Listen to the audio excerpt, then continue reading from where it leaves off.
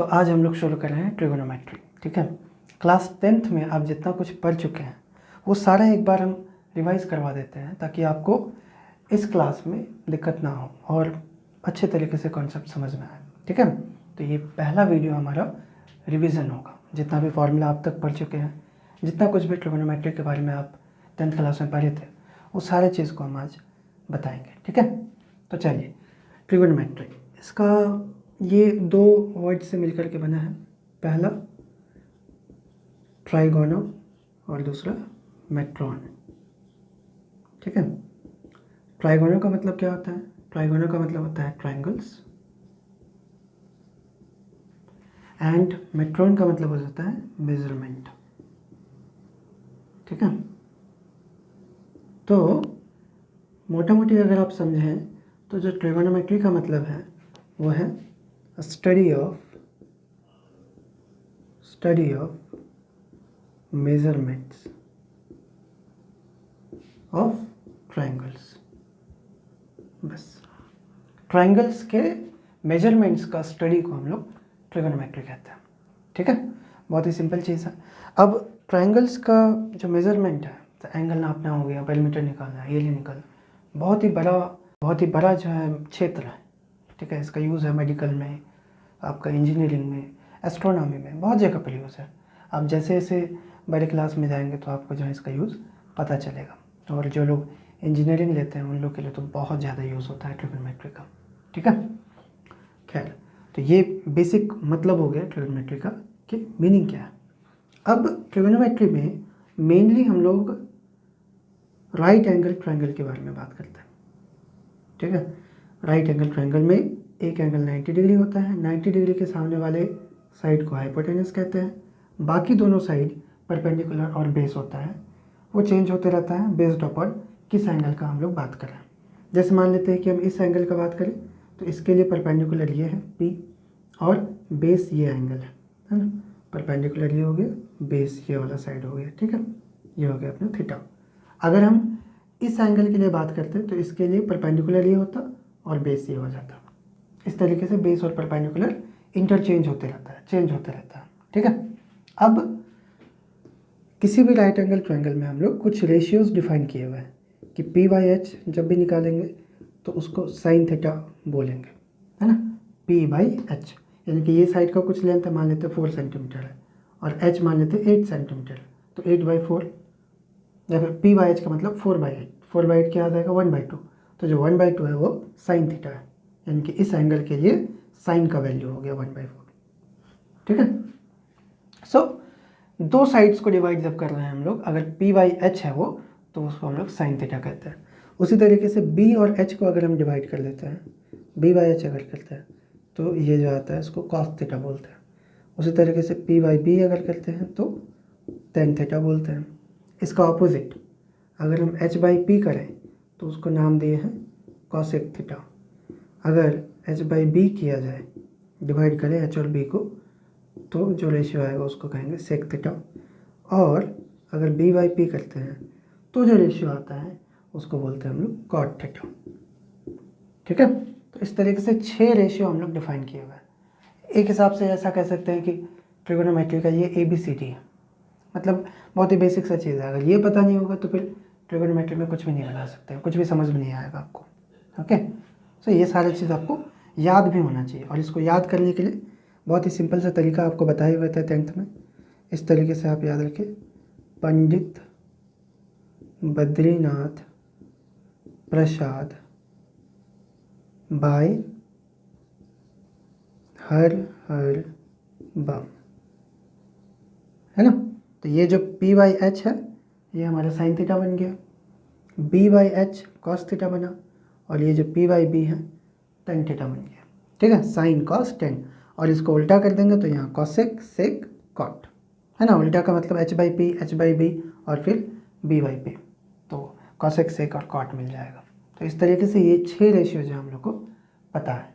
ठीक है, इसके बाद एक रिलेशन पता है कि कोई भी जब भी हम राइट एंगल ट्रायंगल का अगर बात करते हैं तो उसमें जो है H का स्क्वायर यानी कि हाइपोटेनस का जो स्क्वायर होता है वो परपेंडिकुलर और बेस के स्क्वायर्स के सम के इक्वल होता है ना। H square is equal to P square plus B square, ये फॉर्मूला आपको राइट एंगल ट्रायंगल के लिए पता है ही, ठीक है। तो इतना सारा चीज़ जो है बहुत ही बेसिक सा हो गया, ABCD हो गया। अब इसके आगे हम बढ़ते हैं और आपको हम बताते हैं कि आप कितना सारा फार्मूला सब पढ़े हुए थे, स्क्वायर वाला फार्मूला, तो वो सब फार्मूला आया कैसे, ठीक है, वो सब फार्मूला बना है कैसे, वो आज हम प्रूफ के साथ में आपको हम बताएंगे, ठीक है। चलिए इसको मिटाते हैं, बताते हैं। तो फार्मूला जो है कैसे बना है उसके लिए हम लोग इस लाइन पर गौर करेंगे।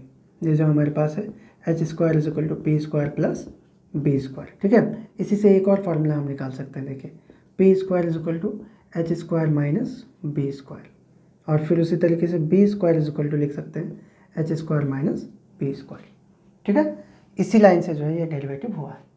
अब देखिए कलाकारी देखिए, P square plus B square है ना हमारे पास, P square plus B square, इसका वैल्यू क्या है, P square plus B square equal to क्या है, एच स्क्वायर है, यानी कि ये जो पूरा वैल्यू है एक्चुअल में एच स्क्वायर ही है। तो अगर हम एच स्क्वायर को एच स्क्वायर से डिवाइड कर लेंगे तो क्या आएगा, 1 आएगा, कोई दिक्कत तो नहीं। P square plus B square H square होता है, एच स्क्वायर को एच स्क्वायर से डिवाइड करेंगे कट जाएगा, 1 आएगा, ठीक है। इसका मतलब कि P square plus B square by H square is equal to 1 है, होता है। अब इस फ्रैक्शन को हम लोग ऐसे लिख सकते हैं क्या, P square by H square plus B square by H square is equal to 1 लिखा जा सकता है, क्योंकि इसका एलसीएम लेंगे तो ये आएगा, है ना। अब यहाँ पर P square by H square को हम क्या लिख सकते हैं, पी बाई एच का square, B square by H square को क्या लिख सकते हैं, बी बाई एच का स्क्वायर इज इक्वल टू 1, ठीक है।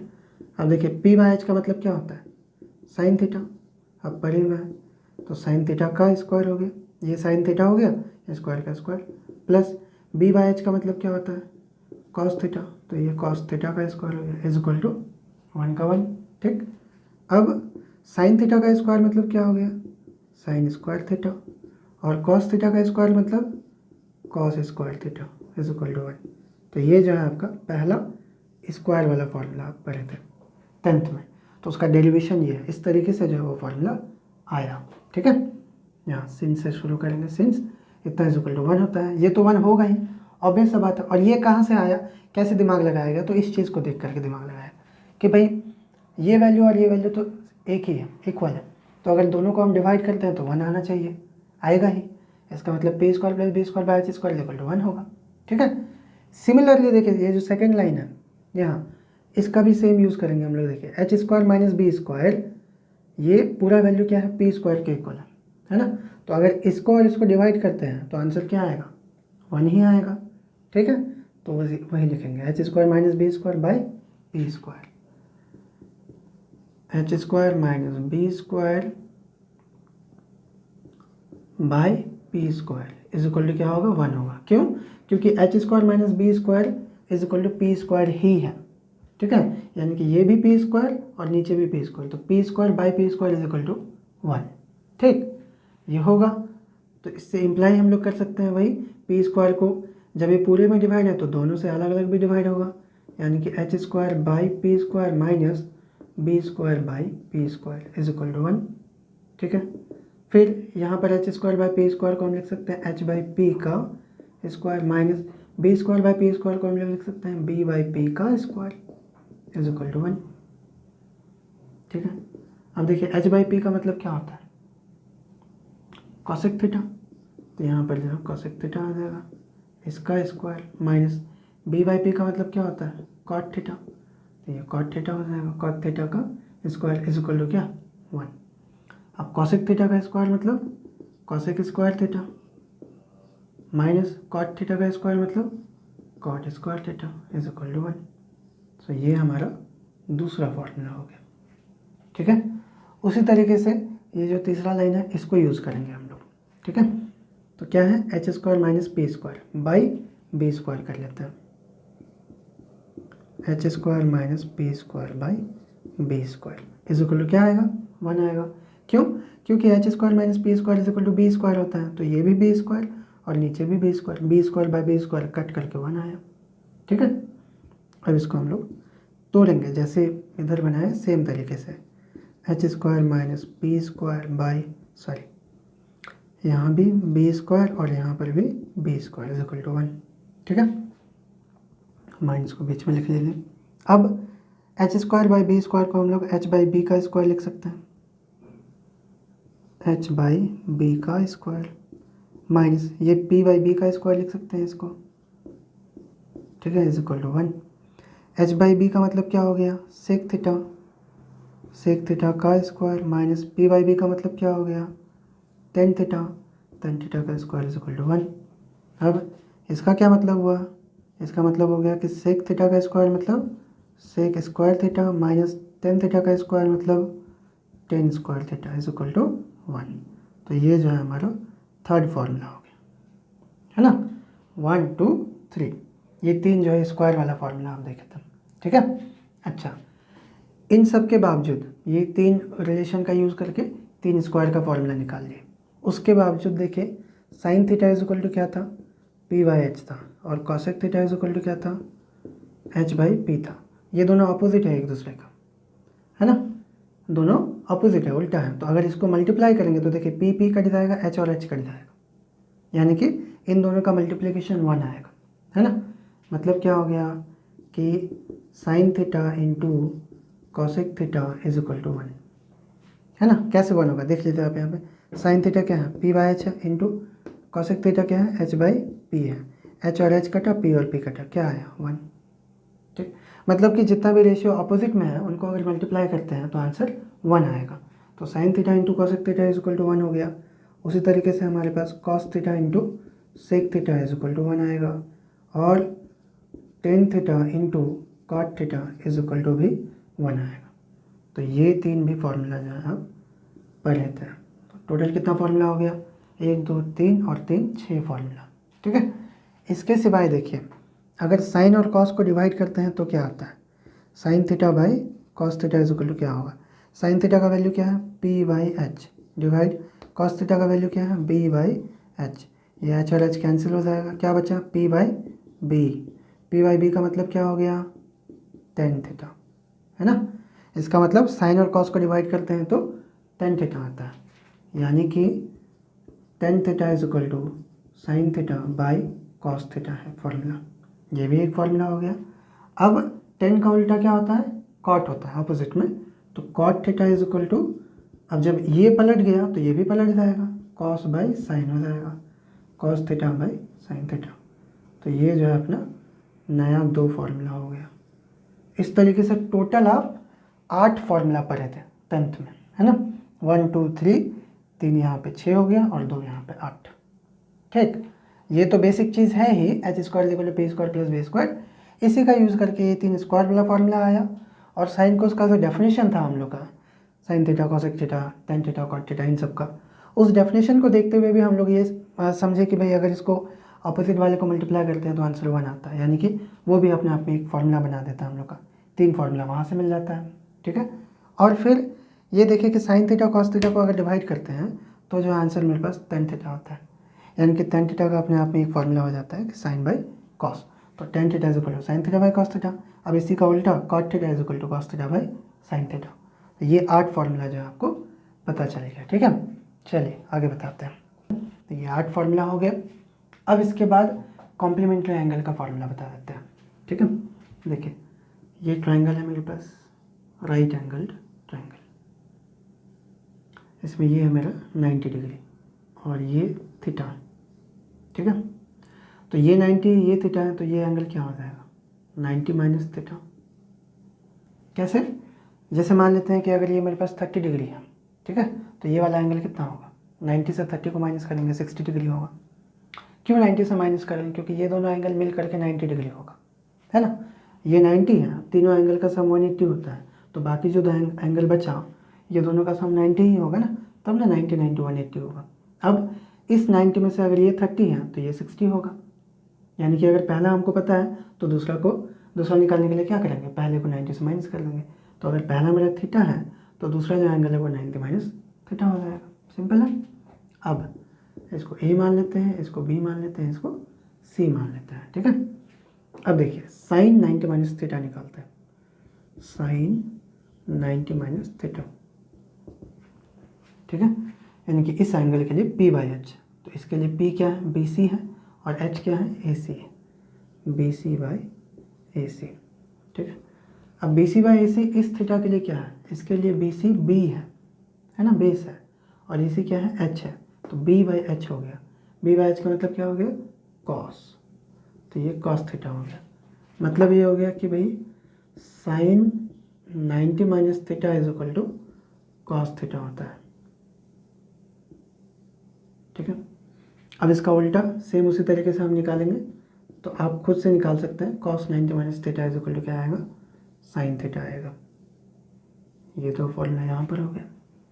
अच्छा, साइन कॉस का हो गया। इसके बाद टेन का निकालते हैं, टेन 90 माइनस थीटा, इसके लिए टेन थीटा निकालते हैं, टेन 90 माइनस थीटा है ना, तो इसके लिए पी बाई बी, पी क्या है, बी सी है, और बी क्या है, ए बी है, ये तो एच है ऑब्वियसली, तो इसके लिए पी ये हो गया और बी ये हो गया। अब बी सी और ए बी इस एंगल के लिए क्या है, तो इसके लिए बी सी बी है ना, और ए बी क्या है, पी है, तो B by P, B by P का मतलब क्या हो गया, कॉट थीटा, है ना, बी बाई पी मतलब कॉट, इस एंगल के लिए निकाल रहे हैं इसलिए थीटा, तो कॉट थीटा आ गया। इसका मतलब क्या हो गया कि tan 90 minus theta is equal to cot theta होता है, ये हो गया। अब इसी का उल्टा हम लोग निकालेंगे तो क्या आ जाएगा, cot 90 minus theta is equal to tan theta, ठीक है। सिमिलरली लास्ट वाला आप खुद से निकाल लीजिएगा, हम डायरेक्ट लिख लेते हैं। सिमिलरली जो है cosec 90 minus theta is equal to sec theta होता है, and sec 90 minus theta is equal to cosec theta होता है। ये हो गया हमारा कॉम्प्लीमेंट्री एंगल्स का फॉर्मूला, ठीक है। तो इसको भी जो है आप याद रखिएगा। इस क्लास में हम लोग इससे भी आगे चलेंगे, 90 प्लस सीखेंगे कि साइन 90 प्लस थीटा क्या होता है, कॉस 90 प्लस थीटा क्या होता है, तो वो सारा चीज़ पढ़ेंगे। बट सबसे पहले इंपॉर्टेंट चीज़ ये है कि अब तक जितना पढ़ें उतना आपके जहन में रहे, और वो भी अच्छे से आपको याद रहे सारा का सारा, क्योंकि इन सब का हम लोग बार बार यूज़ करेंगे, और इन्हीं का यूज़ करते हुए नया नया फार्मूला सीखेंगे, ठीक है। तो ये हो गया, तो टोटल कितना फार्मूला हो गया अब तक हमारे पास, 8 इधर हो गया, 6 इधर हो गया, टोटल अब तक 14 फार्मूला हो चुका है, ठीक है। इतना सीख लिए। अब आपको हम एंगल्स का फार्मूला बताएंगे, ठीक है।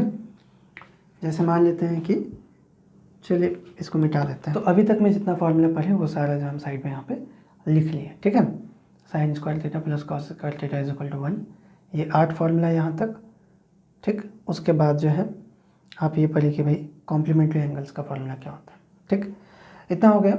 इसके बाद अब एंगल्स का बता रहे हैं कि एंगल्स का वैल्यू जो है कैसे निकालते हैं ना। तो मान लेते हैं कि हमारे पास एक आइसोसेलेस ट्रायंगल है, आइसोसेलेस का इक्विलैटरल मान लीजिए, तीनों एंगल जो है इसमें इक्वल ही है, ये भी 60, ये भी 60, ये भी 60, ठीक है, तीनों 60 है। अब जब तीनों 60 है तो तीनों साइड भी इक्वल होगा, तो तीनों साइड इक्वल हम लोग कर लेते हैं कि ये 2a है, ये भी जो हमारा 2a है, और ये भी 2a है, इधर वाला ये साइड भी जो है अपना 2a है टोटल, ठीक। अब यहाँ से एक परपेंडिकुलर ड्रॉ करते हैं,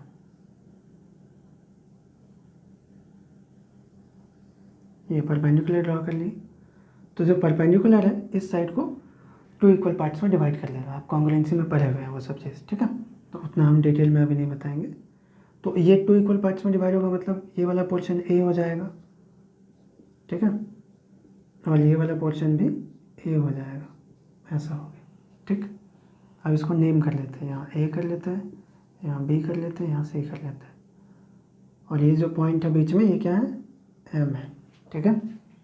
चलिए अब इस ट्रायंगल में आते हैं, ए बी एम में, in triangle A B M, इसमें पाइथागोरस थ्योरी यूज़ करेंगे। तो पाइथागोरस थ्योरी के हिसाब से क्या होता है, H square is equal to B square plus P square. H क्या है हमारा, ए बी है, यानी कि A B square is equal to B, यानी कि बेस है हमारा बी एम का स्क्वायर प्लस परपेंडिकुलर यानी कि ए एम का स्क्वायर, ठीक है, इतना।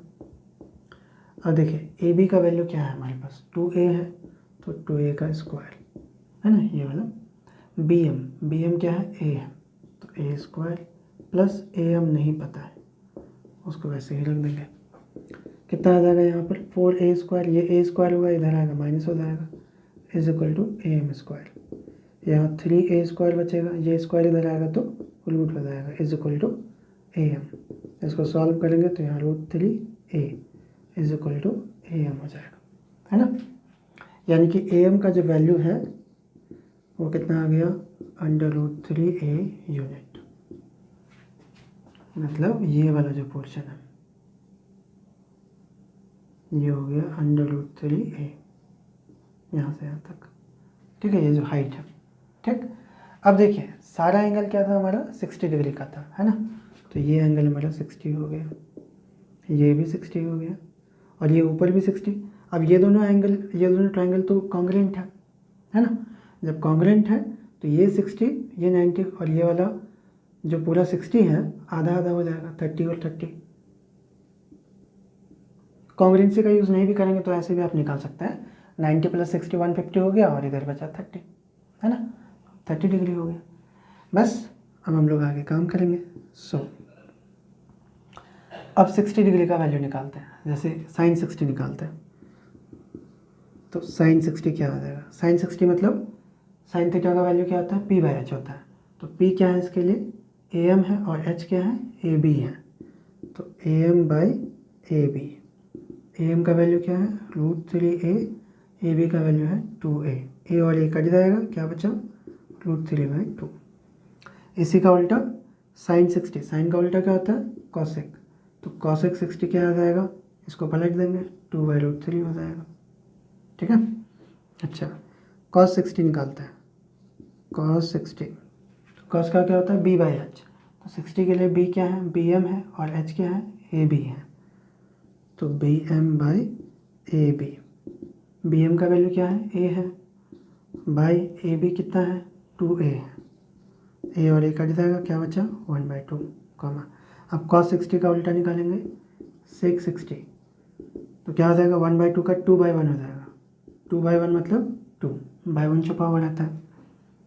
फिर हम लोग tan 60 निकाल लेते हैं, tan 60 क्या होता है p/b, तो p क्या है am और b क्या है bm, सो am/bm।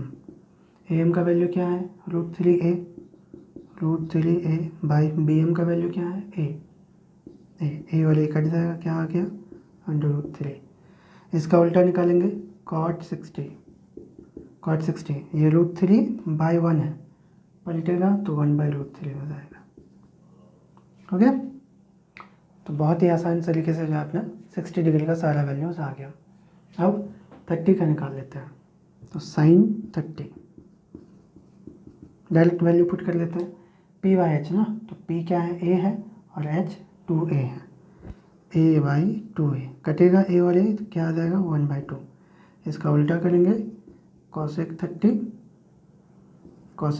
कितना आ जाएगा 1/2 का उल्टा 2/1 यानी कि 2।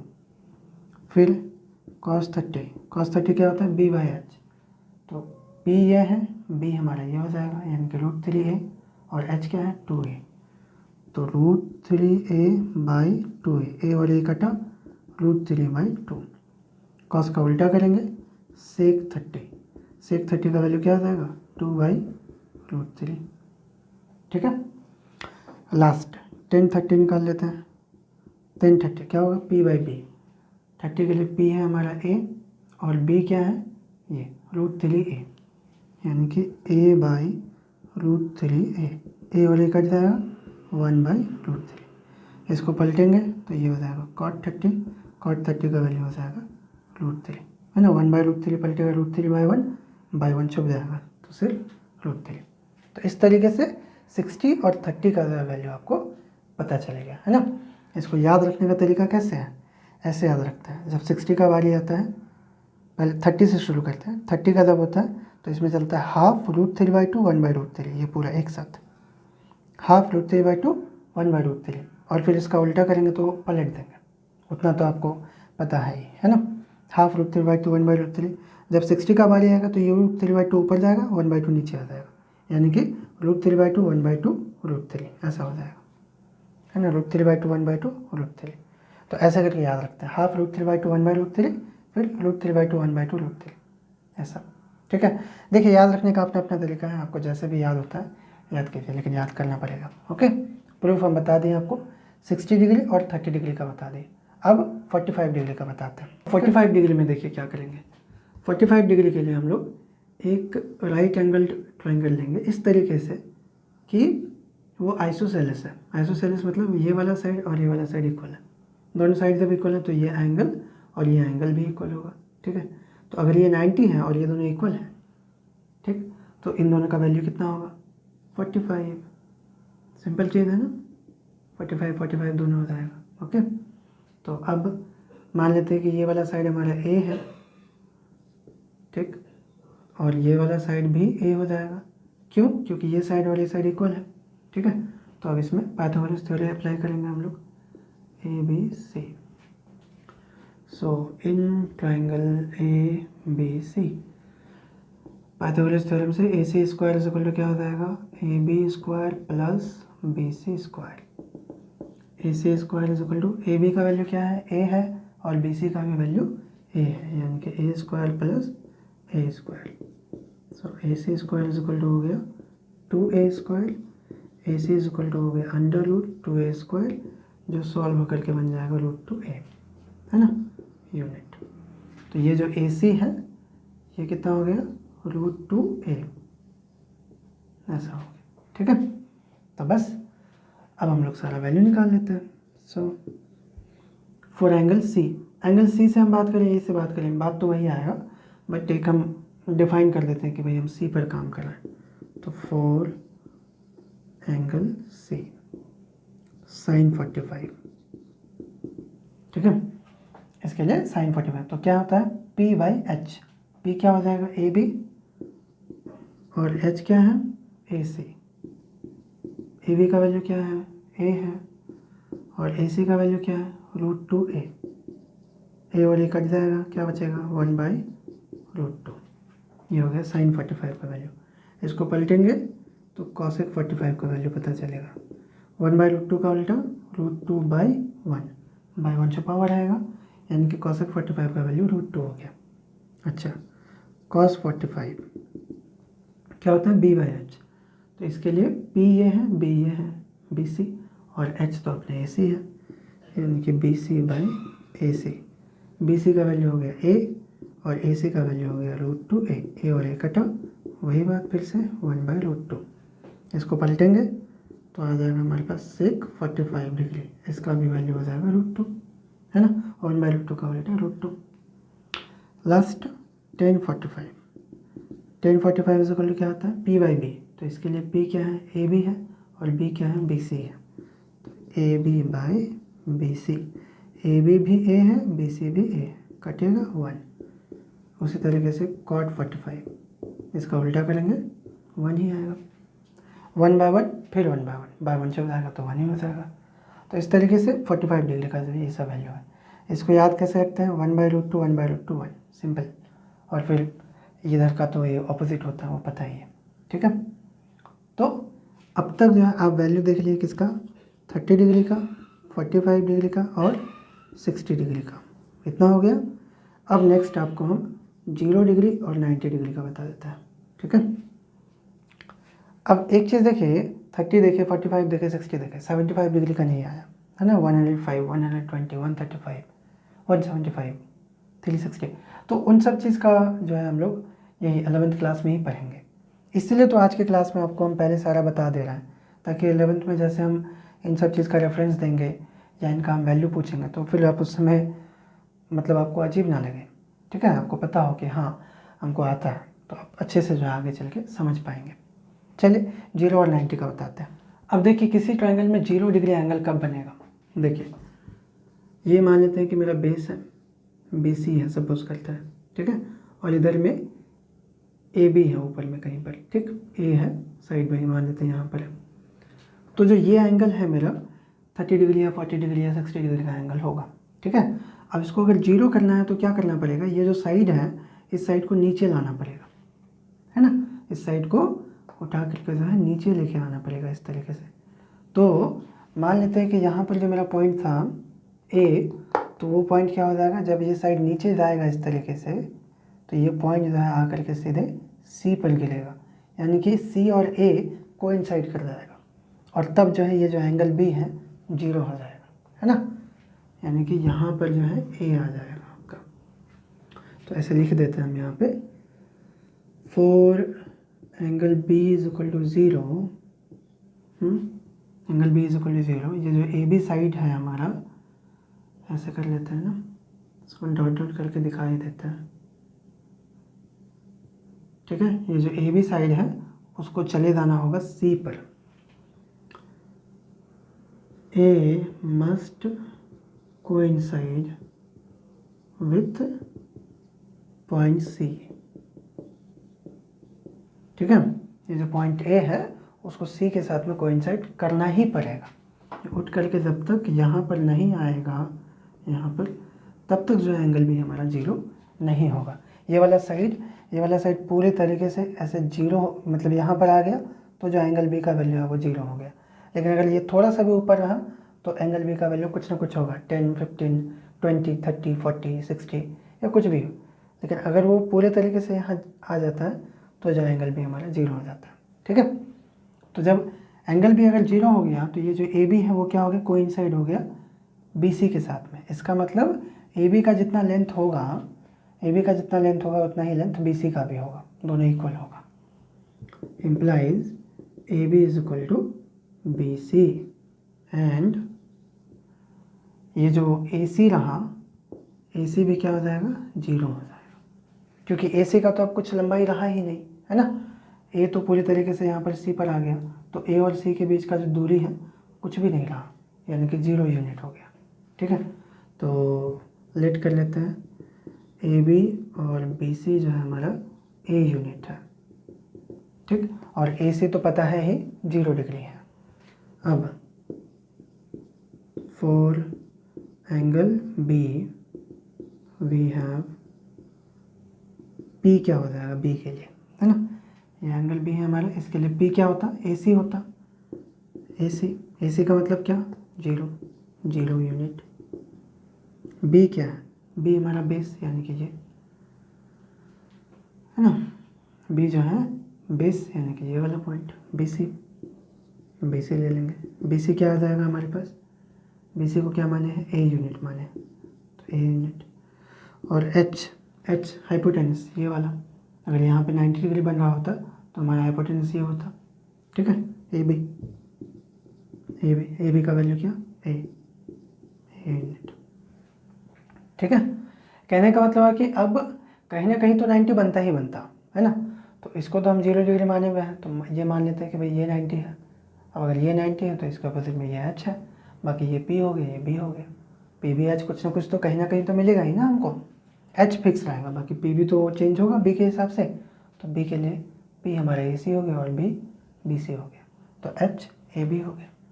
अब सारा हम लोग को वैल्यू पता है, तो सारा वैल्यू हम लोग पता कर लेते हैं। साइन 0 डिग्री पता कर लेते हैं।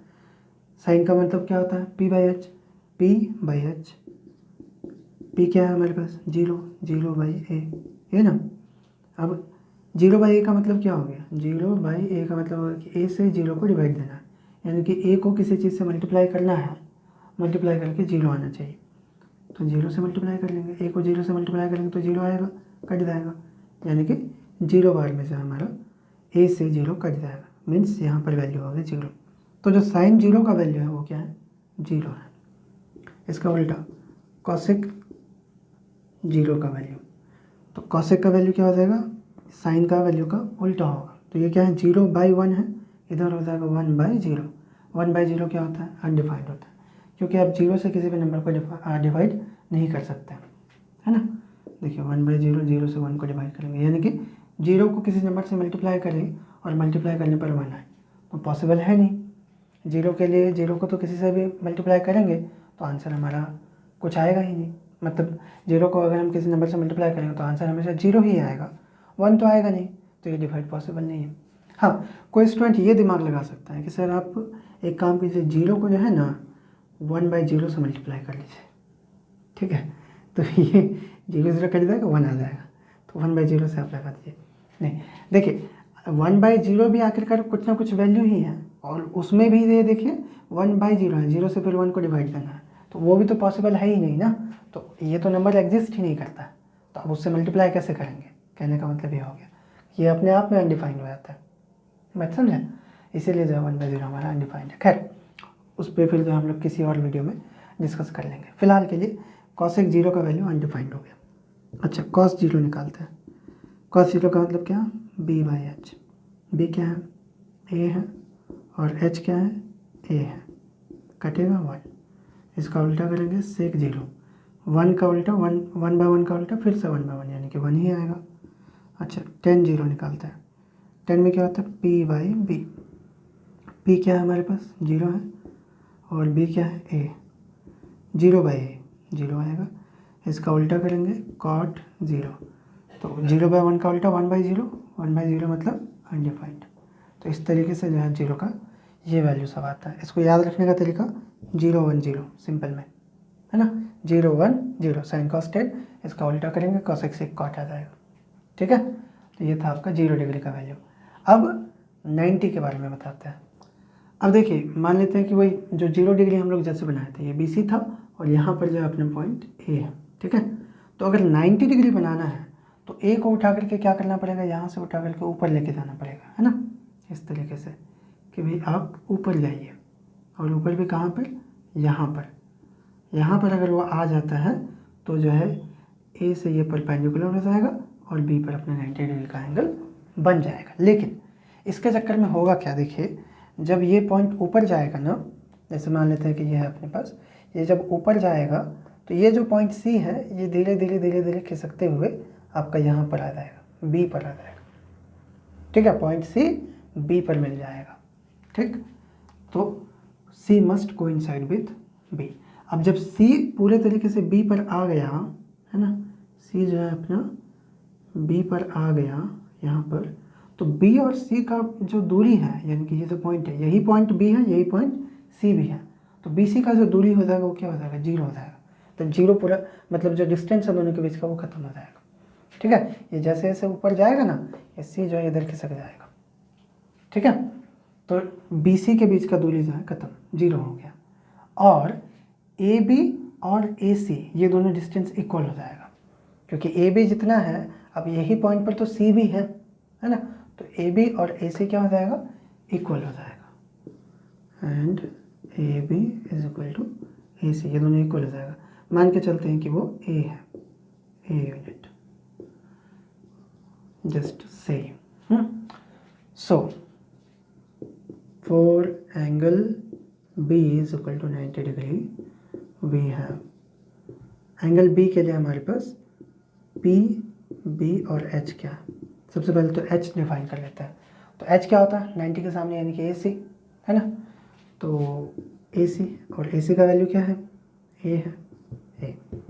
B और P, तो ये अपना P हो गया परपेंडिकुलर और ये हो गया बेस, तो P जो है AB हो गया, AB का वैल्यू क्या है, A है, और B क्या हो गया, BC हो गया, BC का वैल्यू क्या है, 0 है, 0। ये सारा जो है यूनिट में, ठीक है। देयरफॉर आप निकालिए sine 90, sine 90 is equal to क्या हो जाएगा, P/H। P क्या है, A है, और H A है, A/A, कटेगा 1, तो साइन 90 का वैल्यू 1। इसका उल्टा कॉसेक 90, ये भी 1 आ जाएगा, तो 1 का उल्टा 1 ही होगा। ठीक है, फिर कॉस 90, B/H, B क्या है यहाँ पे, 0 है, बाई H क्या है, A है, 0/A, 0/A का मतलब 0। फिर इसका उल्टा करेंगे सेक 90, 0 का उल्टा अनडिफाइंड, क्योंकि 0/1 को पलटेंगे तो 1/0 आएगा, 1/0 अनडिफाइंड हो जाएगा। अच्छा 10 90 का मतलब P/B, तो P क्या है हमारा, A है, और B क्या है, 0 है, A/0 अनडिफाइंड। इसका उल्टा cot 90 निकालेंगे, है ना, तो cot 90 A/0 का उल्टा 0/A, 0/A मतलब 0, तो अनडिफाइंड का उल्टा 0। तो इस तरीके से जो है 90 डिग्री का वैल्यू हो गया। याद रखने का तरीका 1 0 अनडिफाइंड। ऐसे याद रखना पड़ेगा, ठीक है।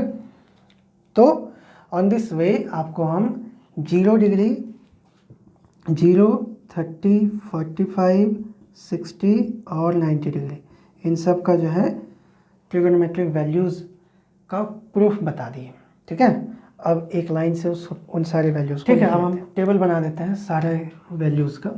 तो इधर साइन, कॉस, हाँ ठीक है, थीटा लिखे देते हैं 10, ठीक। और उसके बाद उनका उल्टा, यहाँ पर हो गया हमारा 0 डिग्री, 30 डिग्री, 45, 60, 90। यहाँ उल्टा लिख लेते हैं कॉसेक थीटा, सेक थीटा और कॉट थीटा, ठीक है।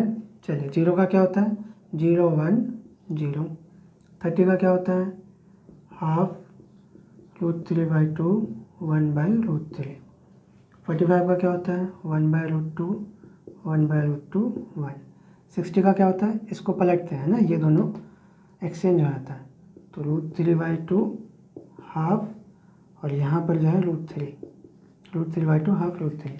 90 का क्या होता है, 1, 0 अनडिफाइंड। बहुत ही सिंपल है, ठीक है। इसको थोड़ा सा नीचे करके लिखेंगे, इसको भी अब थोड़ा ठीक लग रहा है। हाँ, अब इन सब का ऑपोजिट करेंगे। 0 का ऑपोजिट क्या होता है, अनडिफाइंड। 1 का ऑपोजिट 1, 0 का ऑपोजिट अनडिफाइंड, ठीक है। 0 का उल्टा, 0 क्या है, 0/1 है, इसका उल्टा क्या होगा, 1/0। 1/0 मतलब अनडिफाइंड, ठीक है। खैर, अब 1/2 का उल्टा 2, √3/2 का 2/√3, 1/√3 का √3 हो गया। यहाँ पर 1/√2 का √2, फिर 1/√2 का √2, 1 का उल्टा 1। यहाँ पर 2/√3, फिर 1/2 का 2/1 यानी कि 2, √3 का 1/√3। इसका 1 का उल्टा 1, 0 का उल्टा अनडिफाइंड, अनडिफाइंड का उल्टा 0, ठीक है। बस यही है, और क्या। हाँ देखिए, अनडिफाइंड का मतलब क्या होता है, अनडिफाइंड का मतलब होता है 1/0, ये ना होता है अनडिफाइंड। तो जब इसका उल्टा करेंगे, उल्टा का मतलब क्या हो गया, 0/1। तो 0/1 का वैल्यू आएगा ना 0, है ना। 1 से तो हम डिवाइड कर सकते हैं 0 का ना, 0 बार में, इसलिए हम बोले कि अनडिफाइंड का उल्टा 0, यहाँ पर वही लगा दिया। तो इस तरीके से जो है आप क्लास 10 में इतना सा फार्मूला पढ़े थे, ठीक है। ये सारा फार्मूला जो है आप पढ़ के आए हैं, और आपको हम एक बार फिर से जो है आज सारा का सारा फार्मूला रिवीजन करवा दिए। ये सारा फार्मूला जहन में होना चाहिए, एकदम अच्छे तरीके से याद होना चाहिए, तभी जा कर के 11th का जितना भी कुछ हम बताएंगे वो सारी चीज़ आपको जो है समझ में आएगा। और 11th में यकीन मानिए बहुत फार्मूला है, और वो सारा फार्मूला का बेस ये है, इसलिए हम खुद को रोक नहीं पाए ये वीडियो बनाने से। नहीं तो हम नॉर्मली हम तो डायरेक्ट बनाने वाले थे कि भाई सीधे जो 11th में जो फार्मूला वगैरह सब है वो सब बताएंगे, डायरेक्ट स्टार्ट करने वाले थे, बट इसके बिना मज़ा नहीं आएगा। ये अगर किसी स्टूडेंट को नहीं पता है तो जो है बड़ा मुश्किल है, इसलिए सारा हम समझा दिए, प्रूफ भी बता दिए। अगर 10th में अब 10th में आप रहते हैं, टेंशन रहता है, मैट्रिक एग्ज़ाम है, बोर्ड एग्ज़ाम है, ये करके तो प्रूफ पर उतना ध्यान नहीं देता है, ठीक है। आज प्रूफ भी बता दिए तो थोड़ा सा आपको भी सेटिस्फैक्शन होगा, आपको भी लगेगा कि हाँ भाई हम जो फार्मूला पढ़ रहे हैं वो सही है। तो ये सारा का सारा फार्मूला आपको एकदम मुँह ज़बानी याद होना चाहिए, ठीक है। जब भी हम पूछें तुरंत आपको आंसर मिलना चाहिए हमको, है ना। तो ठीक है, मिलते हैं आपसे हम अगले क्लास